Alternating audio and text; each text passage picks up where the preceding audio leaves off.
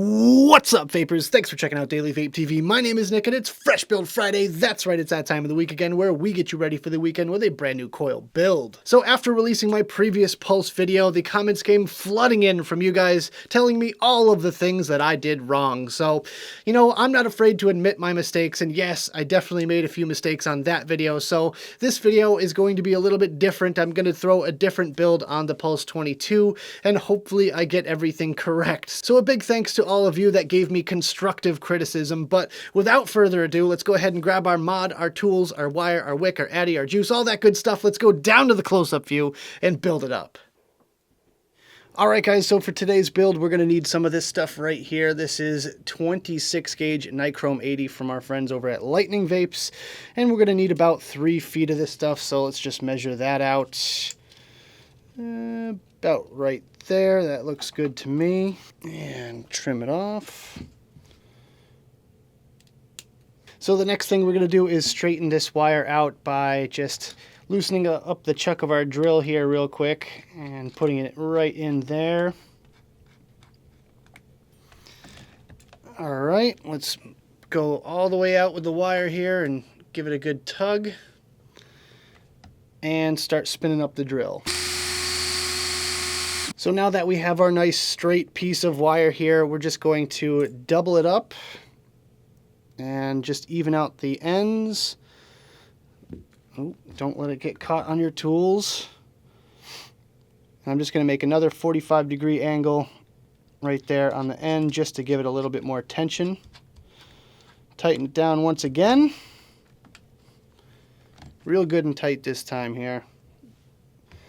And we'll just run our fingers along this stuff here to get out any slack and make sure it's nice and even all the way down, just like that.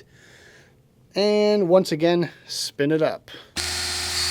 So we have some really nice tight twists on here. Now what we're going to do is bend it right in half, find the middle section here, and we're going to clip it right directly in half. Okay. So now we're going to put both of those pieces into the chuck of the drill.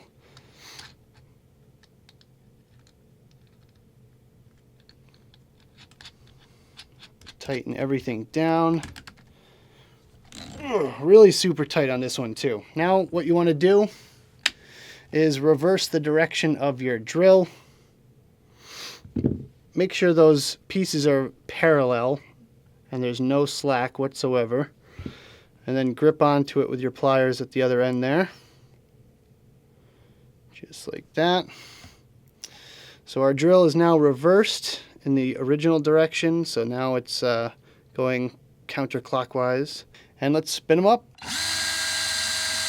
So here is our strand of hive wire, and as you can see, the twists are very tight on this stuff, and that's exactly what I wanted because otherwise it doesn't really have the same effect. So let's go ahead and make a coil out of this stuff here. First thing we're going to need is our 3mm bit, which I have right here. And I'm just going to straighten out this end part there. Let's just move the drill out of the way. And let's wrap a coil. I think we're going to do 7 wraps for this one here. So 1, 2, 3, 4, 5, 6, 7, just like that. An important thing to note is you want to keep your finger right on the coil itself to keep it from splaying out all over the place when you bring in your device here. So let's just go ahead and bring in our squonker. And now what you want to do is just kind of measure the depth. You want to make sure this stands up a little bit taller than the airflow holes here. So we're just going to kind of measure everything against each other.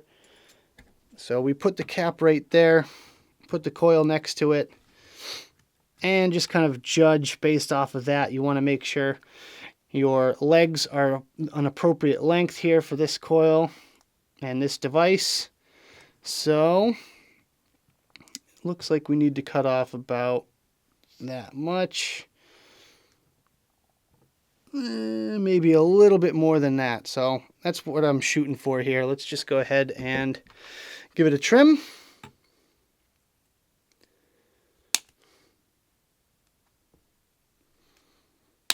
This is some tough stuff. And Make sure everything is nice and super tight before you go ahead and install it, for obvious reasons.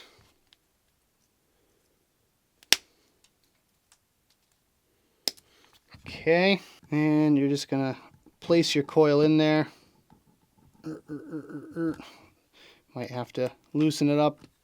It's quite a bit of chunky wire in here, so that would definitely make sense to me. So let's see. Put the coil in like that.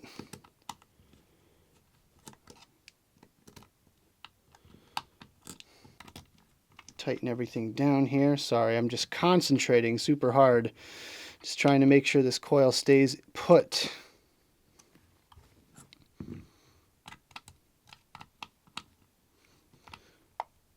Okay. The other thing I did wrong with my original coil build on the Pulse 22 is I didn't line up the coil properly. So you have to line it up with these two little grooves right here and here. So I definitely made that mistake, but you guys were quick to jump on me about that. And, you know, I do appreciate the, you know, constructive criticism. But yeah, sometimes, you know, you get things wrong and you got to just make up for it, which I'm doing right now. So we're looking all right. So far, so good. Definitely need a little bit of tempering on these coils here, but I quickly just want to make sure everything's lined up before we continue. So just want to put the top cap on. And yeah, we're looking pretty good. Hopefully you guys can see down in there. Nothing's touching the actual airflow or anything like that. The coil is sitting up a little bit higher, but I feel like we're going to need to just raise it up ever so slightly more. Yeah, it's got plenty of room to work with here once we get it all tempered. So screw it. Let's go for some heat here. Just hit it with a little bit. And we're just going to squeeze the coil together. Get those legs heated up. So I really want to stretch this coil a little bit. There we go. Get it raised way up there.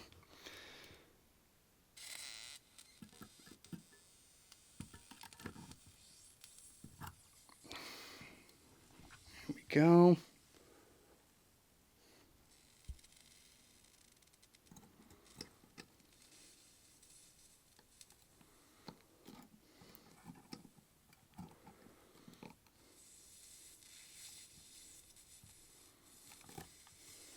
All right, so we're just doing the final checks now. As you can see, my coil is lifted pretty far off that deck there, and it is appropriately angled. So yeah, this is kind of more of a flavor coil, I'm gonna say, just by how long the ramp up is. I hope the flavor is good, because otherwise this is probably not going to be the biggest cloud chasing coil in the universe, but it looks pretty cool, so screw it. Let's go ahead and wick this thing.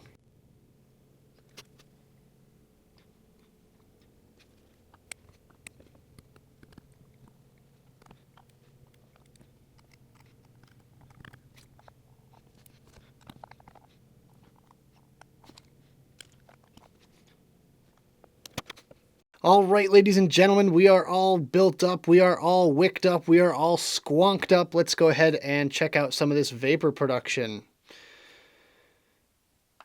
Woo! Whoa, got some crazy sparklers going on. Ah! Nothing too crazy, but that's kind of what I was looking for out of this one. All right, so let's go back to the main screen, have a quick vape on this one, and we'll talk about it some more.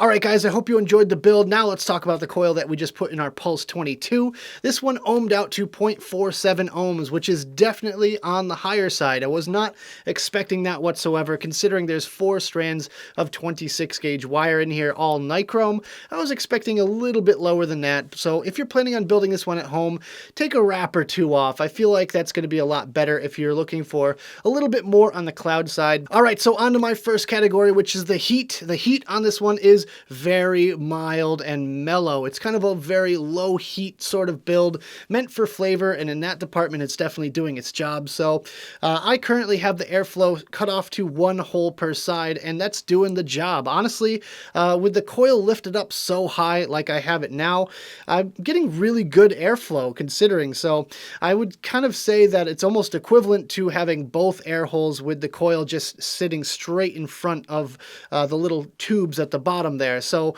with that, you really only need 1 set of holes open for this particular build, how I have it set up right now.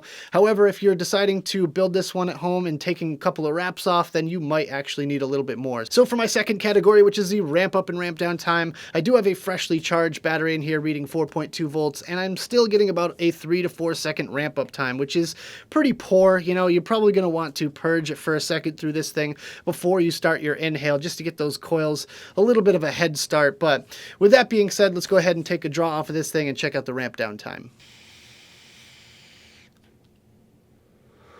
So I'm getting about a 3-second ramp down time, and it's a very, very little mellow sizzle to it, so really doesn't concern me whatsoever. The ramp down time for me is perfectly acceptable. And for my third category today, which is the difficulty of this build, this one is easy. I gotta say, I love Hivewire because it's so darn easy to build. All you have to have the ability to do is just twist up wire, so if you have a drill and a pair of pliers, you can definitely do this build at home. And for my fourth and final category, which is the flavor I'm getting off of this build, it is amazing. I gotta say, I am blown away by the amount of flavor that I'm getting off of such a mellow build.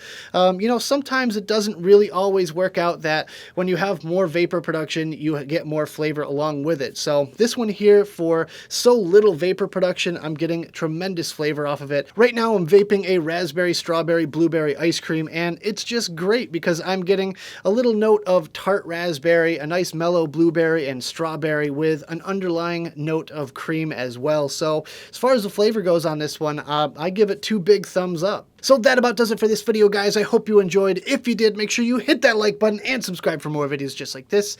Don't forget to click the notification bell right next to the subscribe button if you want to be alerted whenever I upload videos. Also, leave me some comments down there in the box below. I'd love to hear your thoughts all about the Pulse 22, this particular build, or any other ideas that you might have for a future episode of Fresh Build Friday. Just leave them on down there. Also, check out the description for the advocacy and my social media links. So thank you guys so much for tuning in, and as always, vape on!